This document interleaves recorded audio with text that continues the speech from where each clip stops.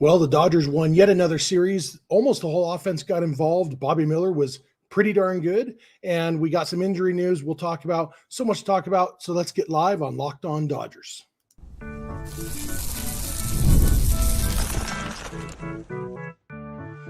You are Locked On Dodgers, your daily Los Angeles Dodgers podcast. Part of the Locked On Podcast Network, your team every day.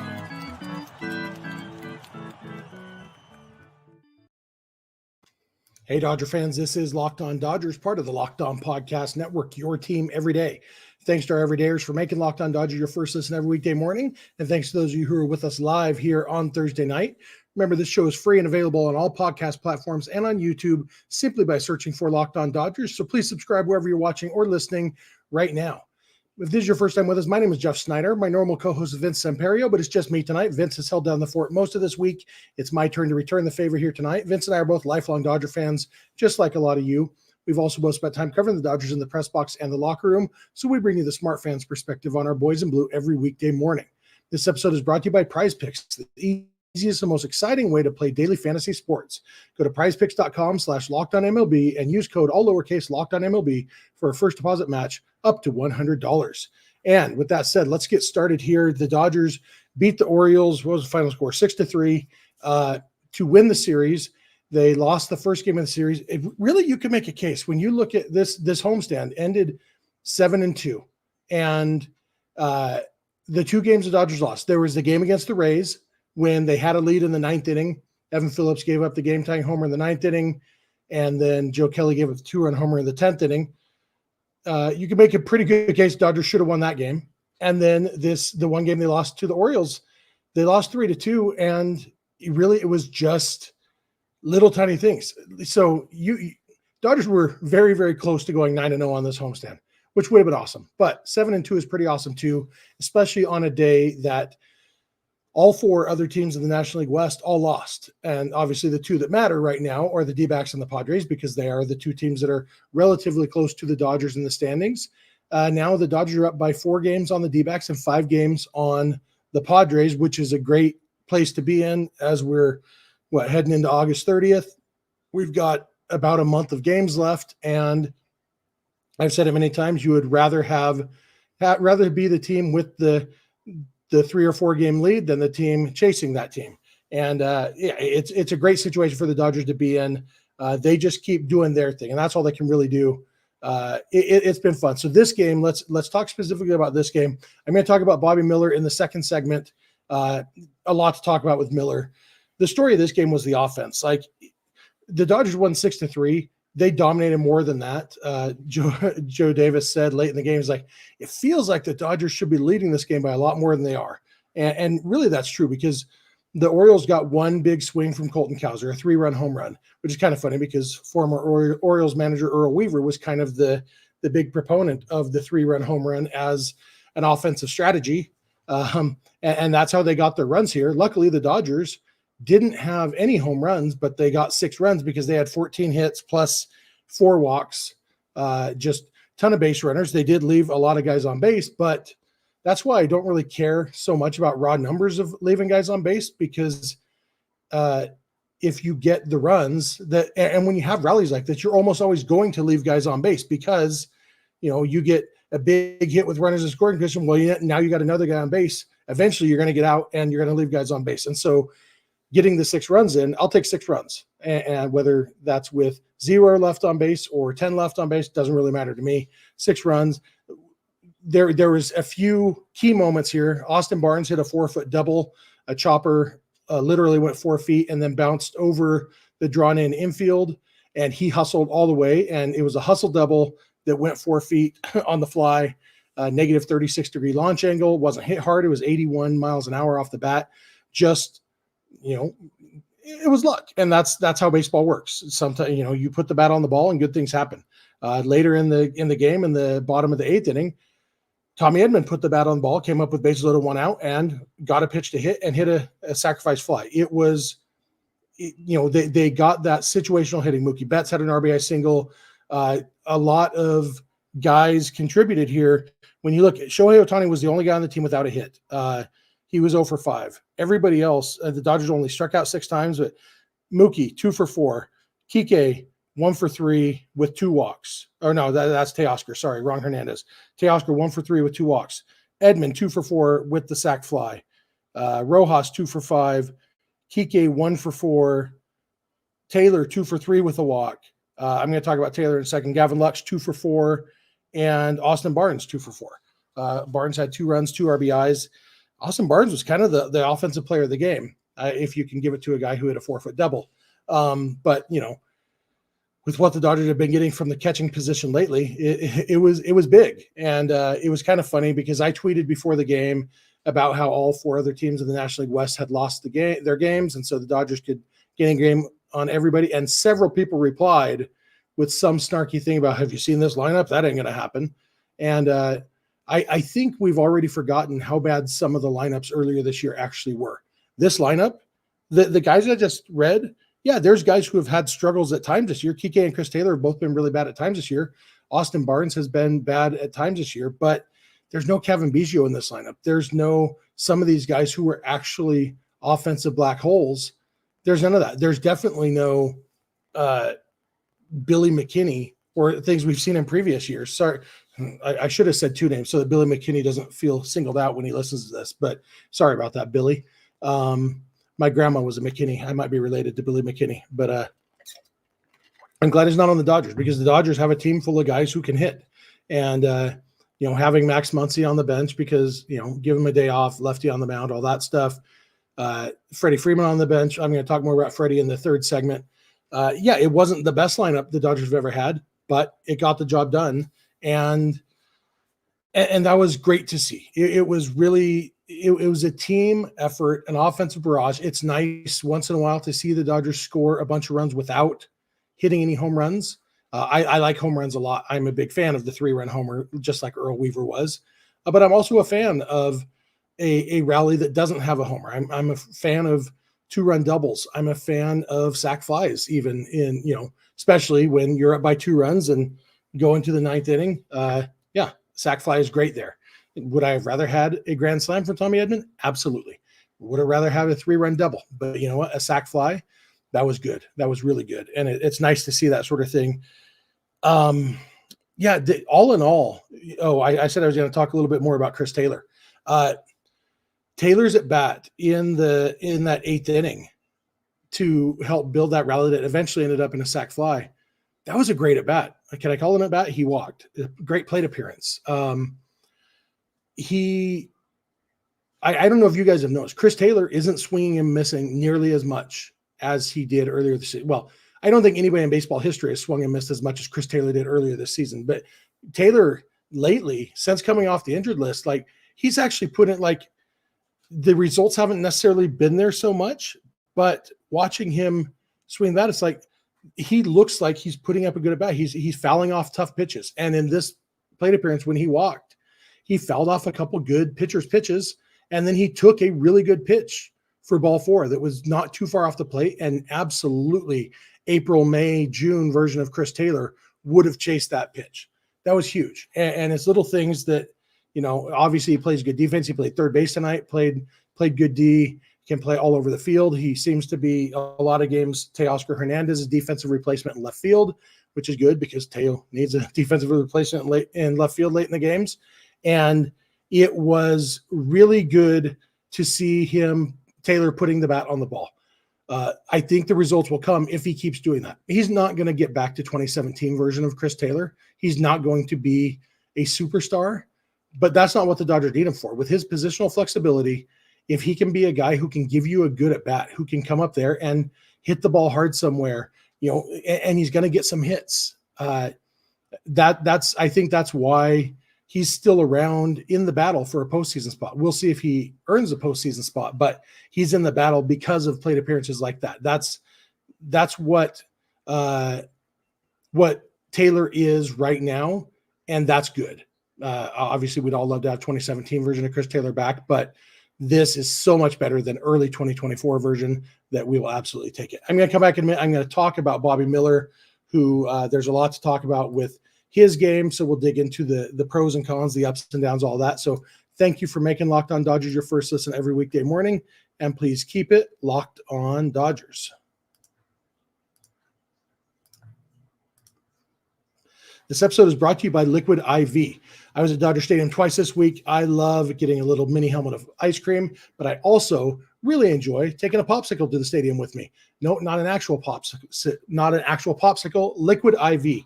When you're taking in America's pastime, don't forget to hydrate with Liquid IV's popsicle firecracker flavor, a surefire summer hit. Get hydrated with electrolytes, essential vitamins, and clinically tested nutrients from the #1 powdered hydration brand in America. Because baseball and summer go together like Liquid IV and indulgent hydration.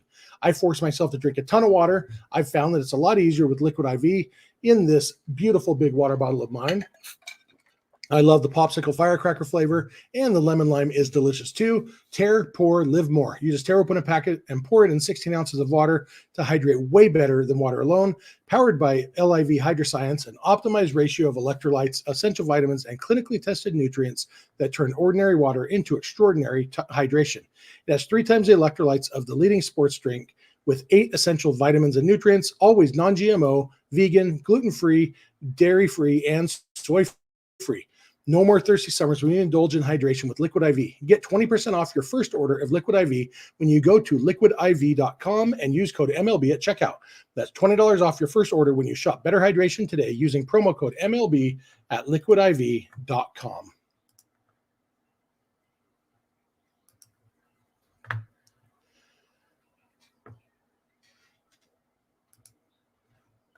Hey, I am back, I think. Okay, did that play? I'm going to try that one more time. I got to tell, the internet's not great here at my parents' house. Hopefully that little clip played, but I am back. My name is Jeff Snyder. Thank you for being with me.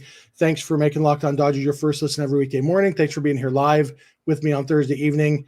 It's been an interesting week for this podcast, just with me traveling. Vince has held it down a lot. If you watched yesterday, I did the episode from my car driving home from Dodger Stadium, or drive to my parents' house from Dodger Stadium, which was a first for us. Today is another first. I am doing this. I don't know if I've ever worn a red shirt on this podcast before, and I have very rarely gone hatless, but my hat is in my car, and I'm not in my car. So here I am, with my hair exposed and a red shirt, which is weird. I don't own many red shirts. But thanks for being with us. You can go beyond the podcast and become a Locked On Dodgers insider by going to joinsubtext.com/LockedOnDodgers. Just a few bucks a month with a free 14-day trial. Check out Locked On Sports Today and Locked On Sports Los Angeles on YouTube. Locked On Sports LA is where you can find the Locked On Dodgers postcast hosted by Pete Fox. After almost every Dodger game, you can hear Pete refer to Evan Phillips as Evan Williams accidentally over and over again. I was telling Pete it reminds me of the funny thing I read about 2 ladies at a candle store, and one of them sniffs a candle and says, "Ooh, this smells like Fireball." And her friend says, "Us non-alcoholics call that cinnamon." That's what I think of every time, not accusing Pete of being an alcoholic, of course. Just it's funny to me when Pete immediately goes to the name of the bourbon to talk about our sometimes closer, tonight closer, Evan Phillips. But you can catch that on Locked On Sports Los Angeles. Also catch every pitch of every Dodger game on SiriusXM or the SXM app. And for your second listen today, check out Locked On MLB, hosted by Paul Francis Sullivan, a.k.a. Sully. He does a really good job covering all of Major League Baseball, And yeah, so check that out. Getting back into this game, Bobby Miller started for the Dodgers. It was mostly good. He pitched 5 innings. There was a point where it looked like he might get through 6 innings. Then there was a point in the 5th inning where it looked like he might not get through 5 innings. He gave up that 3-run homer in the 5th inning. Actually, there was a point in the 2nd or 3rd inning where it looked like he might not get through that inning because he pulled up a little bit lame, covering first on a ground ball. And then it seemed to bother him later. I'm interested to see. When I started recording, I hadn't yet seen anything about Miller's leg from the post-game talk. So I don't know if anybody addressed that. Just scrolling really quick to see. There is a video from Sports in LA that I don't have time to watch the whole video right now because I'm doing a podcast, but haven't seen any mention of what was up with his leg. So we'll have to keep an eye on that. But he pitched really well. He went 5 innings, just allowed 2 hits. The big issue was 3 walks, and he only had 3 strikeouts. His last start against the Rays, you remember, he struck out 9 or 10 guys And we talked then about how, okay, this is the Rays, and the Rays are not a good hitting team this year. And so we'll have to see what he does against a good hitting team. The Orioles are a good hitting team. And yeah, for the most part, he did a good job. The walks were a concern, and even more than the walks, it's a related issue of just being in hitters counts a lot. It caused the pitch count to go up. He threw, what did he throw? 86 pitches in 5 innings. So that's 17.2 pitches per inning, which is, it's too many if you want to get deep in a game. And just being in the second inning, it felt like he was in a full count every batter. And the home run to Cowser, the problem was he got into a 3-1 count. Maybe it was even 3-0, but yeah. And so he kind of put himself in a situation, 2 runners on, and get into a really good hitters count where you kind of have to throw a hittable pitch. And it wasn't a bad pitch, but it was bad enough that Colton Cowser hit a home run on it. And so you don't have to throw those pitches much when you do throw strike one. I heard Oral say later in the game that Bobby Miller was less than 50% for first pitch strikes. I haven't checked those numbers, but that sounds right from what I remember watching. He didn't pound the zone. And that's what I would hope to see from him. What we did see was the stuff looked pretty good. The curveball was really good. The changeup, first inning, it took him a couple of them to kind of zero in on it, but then he threw some really good changeups. The fastball had some life. It wasn't amazing, but it was 98 miles an hour. And all in all, like, and Oral mentioned this early in the game. He said, okay, you got fastball, you got changeup, you got curveball, stick with that. And it's kind of what Vince and I talked about yesterday from my car with Walker Buehler, that rather than trying to have a huge arsenal, the whole kitchen sink arsenal, Buehler and now Miller seem to be focusing more on, okay, let's execute these 3 pitches. And, you know, you have the other ones in your pocket for if you need them, but for the most part, you're just trying to execute a few pitches and not stress about having 8 options like your Yu Darvish or somebody like that. And so when you look at that from that point, it was a good start for Bobby Miller. Like, I wasn't as excited about, even though it was just the 1 home run. Like, he's a couple pitches away from throwing 5 scoreless innings, and that would be awesome. But he didn't feel dominant in this one like he did against the Rays. And obviously the Orioles are a better hitting team than the Rays. Some of it is simply that. I also wonder if, you know, when you've got Ghost Bear says that Bobby Miller said he tweaked his knee a little bit on that play. And, you know, maybe that affects it too. You obviously, lower body is huge. It didn't affect his velocity, didn't seem to affect his movement, but it may have affected the command a little bit. So there's no real conclusions to draw from this Bobby Miller start other than, yeah, he's going to make another start because they kind of need him to, for reasons I'm going to talk about more in the next segment. And I'm not dreading that the way I might have been otherwise. That looks like, I think do the Dodgers play the Angels after the DBacks series? I think that's what I remember. If that's the case, 2-game series against the Angels, which would mean it'll probably be Walker Buehler and Bobby Miller pitching those 2 games against the Angels. Well, the Angels aren't a good team. So that's good news for those 2 guys. Let them continue to settle in and feel good about their stuff. And, you know, the Dodgers have their best 3 guys available right now going against the D-backs, plus probably Justin Robleski on Sunday. We're going to dig into all of that, the injury news, the roster moves coming up, all that stuff in the next segment. So that's mostly what I've got to say about tonight's game. We talked offense. We talked Bobby Miller. So I'm going to come back in a minute, talk about all these injuries and news on all that. So thank you again for making Locked On Dodgers your first listen every weekday morning. And please continue to keep it Locked On Dodgers. This episode is brought to you by PrizePicks. PrizePicks is America's #1 fantasy sports app with more than 5 million active members. It's the easiest and most exciting way to get in on the action while you watch your favorite sports and players.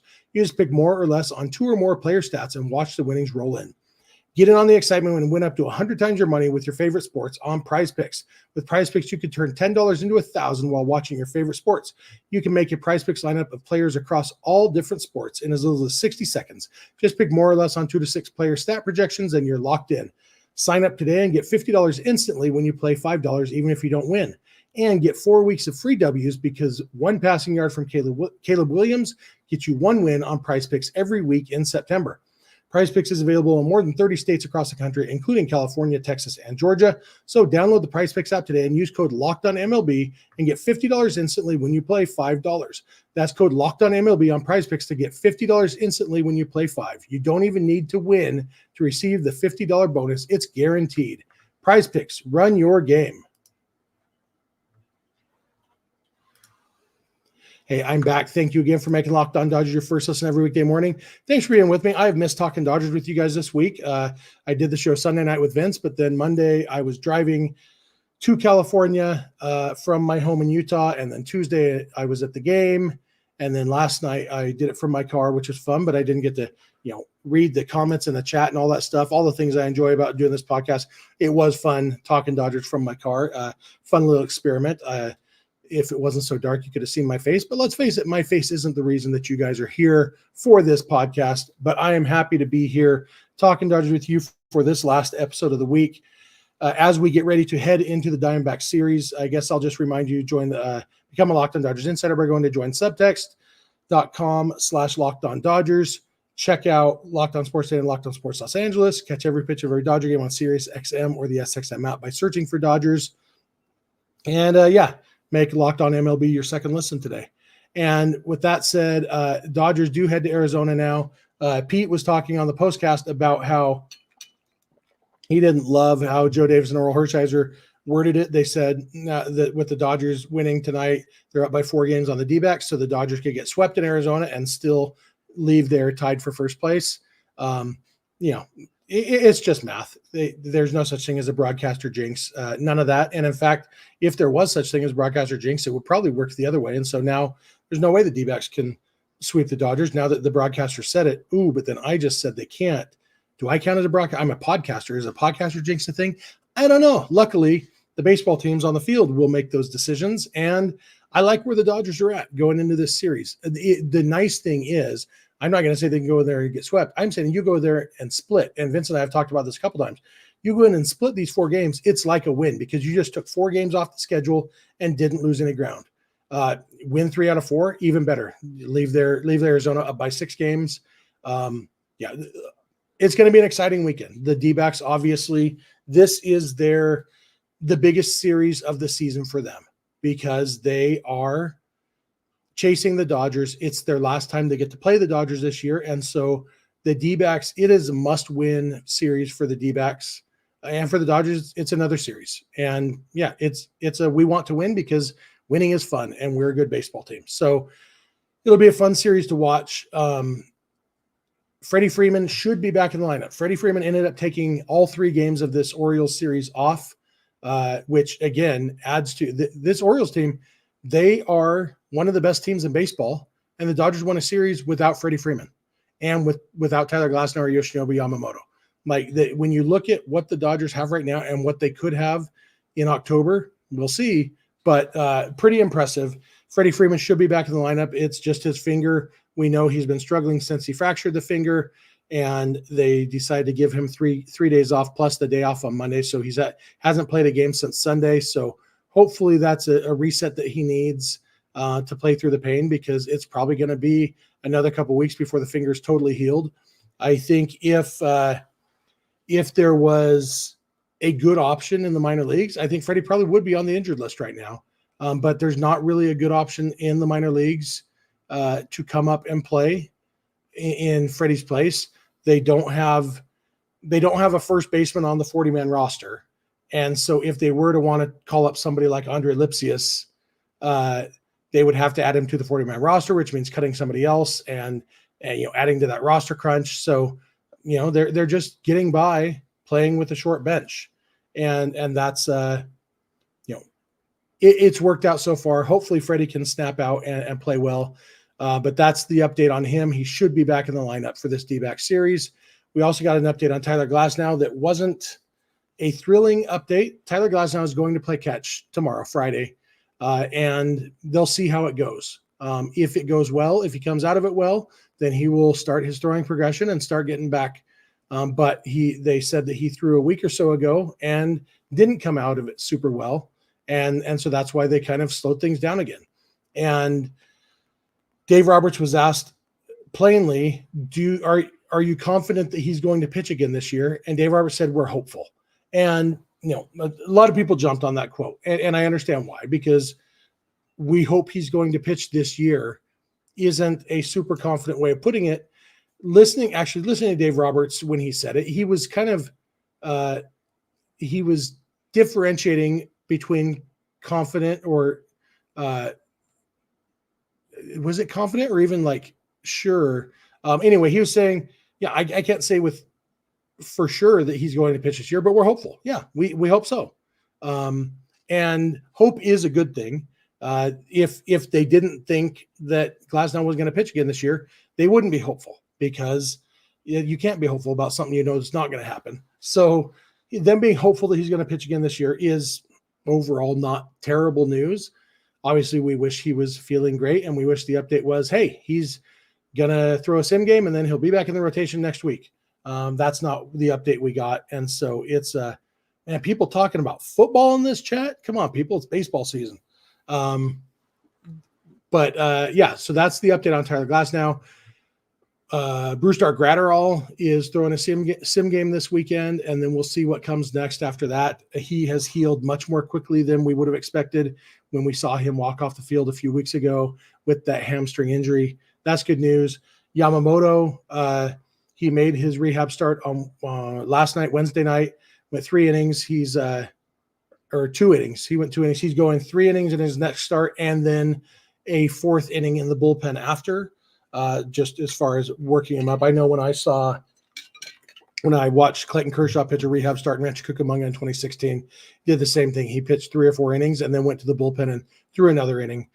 Don't have to get all your pitches in the game situation. It's all about getting built up. And so Yamamoto should be back in a couple weeks. Glasnow will hopefully be back in a couple weeks, and that would hopefully give them both time to be built up at least to 5 innings. Obviously, in a perfect world, you'd have your starters have no limits in the postseason. But at least for the first round, they may be 5-inning guys. But also in the first round of the playoffs, it's a best of 5 series, assuming the Dodgers get the bye.